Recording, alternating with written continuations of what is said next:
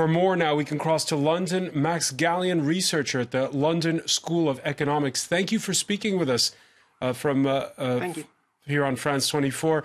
What are your thoughts? We just heard the vice president of the Big Business Leaders Association describe it as a popular movement. What's your reaction when you heard those words? I have no reason to disagree with that. It's early days, so we'll have to look at how it develops over the coming weeks, but it does seem to have quite a diverse makeup, and the rises in prices are affecting people across the country and across social classes. Right, affecting people across social classes. Who to blame? Again, it's the question I put earlier there. Who to blame for these cost of living increases? I think there's two things that have happened here. On the one hand, we have the 2011 finance law, which has really made a bad situation worse with adding another spike in prices into a context where inflation was already high throughout the last couple of years, and the dinar has been falling consistently. It's quite easy to put the blame on the Tunisian government here, but I think they also feel kind of stuck between a rock and a hard place, between unions, quite strong, politically connected businesses, and most kind of centrally international financial institutions, primarily the IMF, that I think have been giving them quite little room to work with, and have been very much pushing for the type of reforms that we're seeing now. So what should the international community do? I think the key thing to think about right now is give Tunisia a bit more room to do these reforms in a way that they keep in mind their distributional consequences.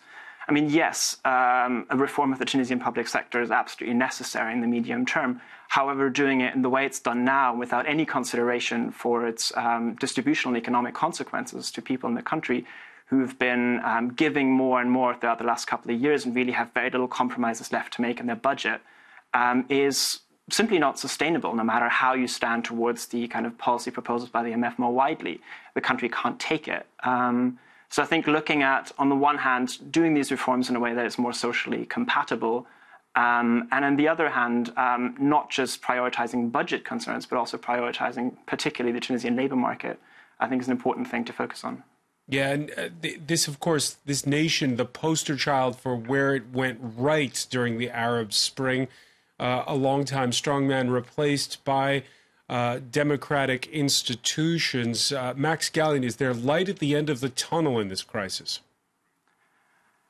I think there's light at the end of the tunnel in the term of that this political system has historically, or at least since 2011, proven itself capable of surprising international kind of observers.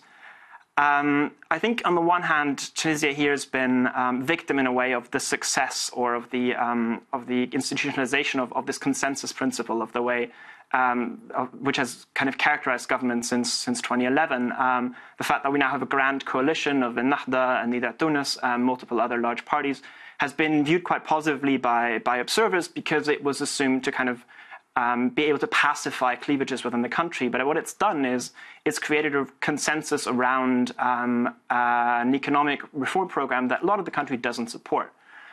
So it's very difficult for this political system to now kind of internalize these demands, internalize a kind of a call for a different type of economics in Tunisia.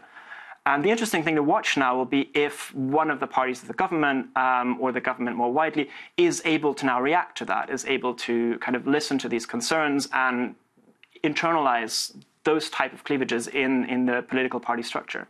All right, big demonstrations planned for both Friday and Sunday. We'll see. Max Gallien of the London School of Economics, many thanks for speaking with us.